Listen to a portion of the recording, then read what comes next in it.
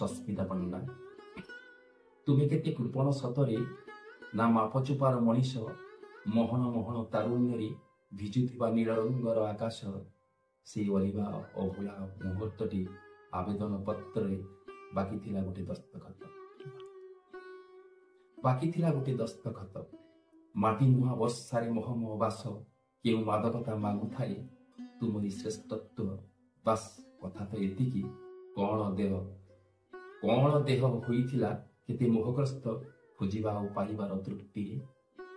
କିଏ ହେଉଥିଲା ସେଠି କେମିତି ପରାସ୍ତ। ତୁମ ଗମ୍ଭୀରତା ପାଖରୁ ହୁଗୁଳି ଯାଇ ମାଗେ ଅନୁରୋଧର ପୂର୍ଣ୍ଣତା।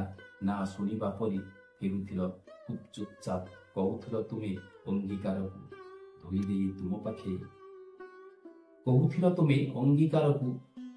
ଦେଇ ତୁମ ପାଖେ। ପାରିବ ତ ଯଦି କରିନିଅ ତୁମ ହଳଦୀ ରଙ୍ଗର